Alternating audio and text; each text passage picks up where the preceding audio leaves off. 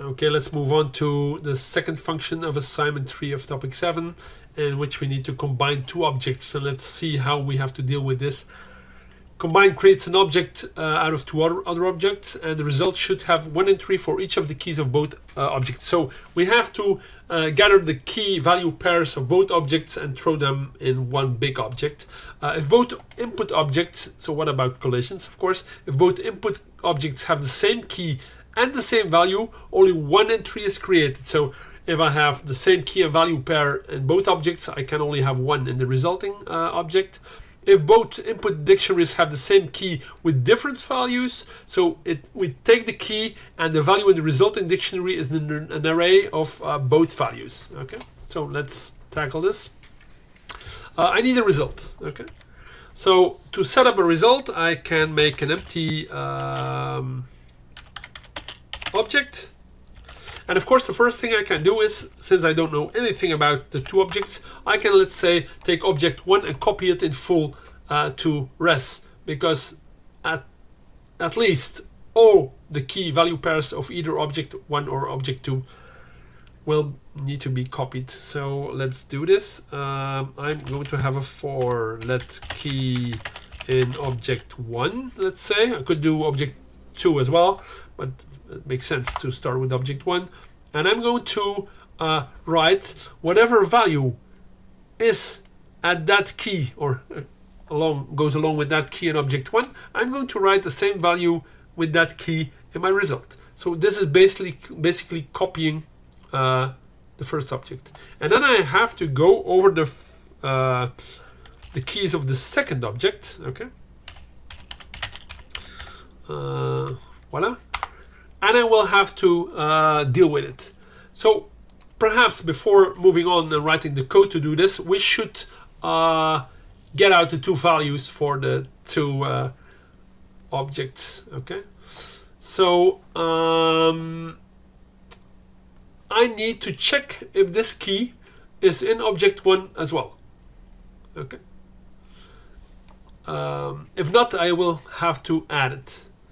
But if the key is already in object 1, I have to check if it has the same value or not.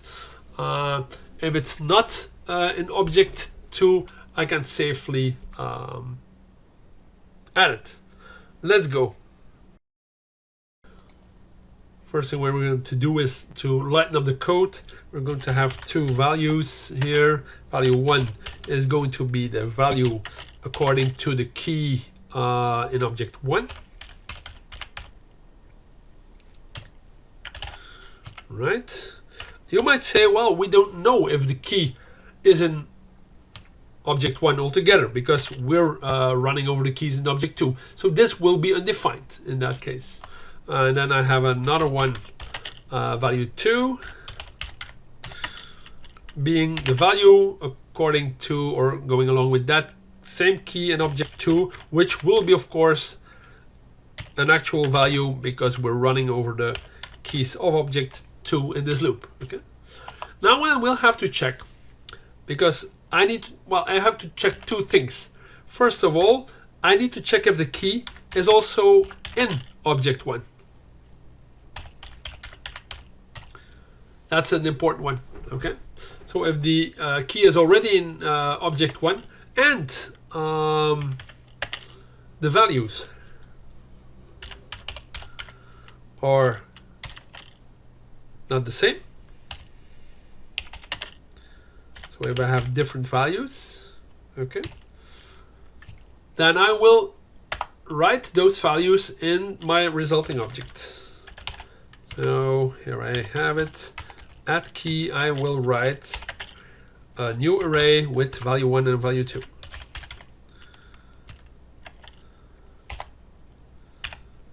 Okay, so it doesn't matter what the key was holding in object 1 and hence in my result. If I find the key in object 1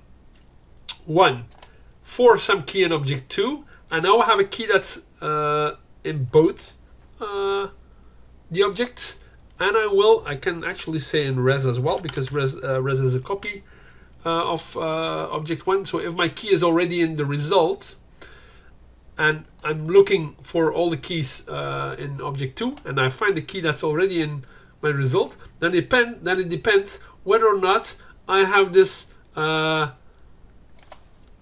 values being the same. If the values are the same, I don't care. I won't do anything, because then I can't have two key value pairs with the same key. That's impossible. But if they're not the same, I will overwrite value 1 with an array of both value 1 and 2. In the else case, I need to actually add the key with value 2.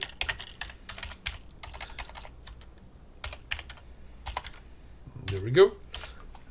So the for to go over all the keys in object 2 and actually adding the values along this key of object 2 to my resulting set is basically the same copying operation as here. Here I copied all key value pairs from object 1 to my result. Now I copy all my key value pairs from object 2 to my result.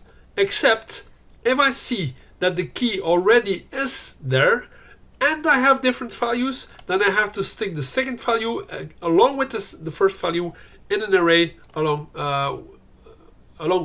with the other value, of course, in the resulting object under that key. Okay, and then hopefully, if I return my result, I will have a green test. Let's check it out.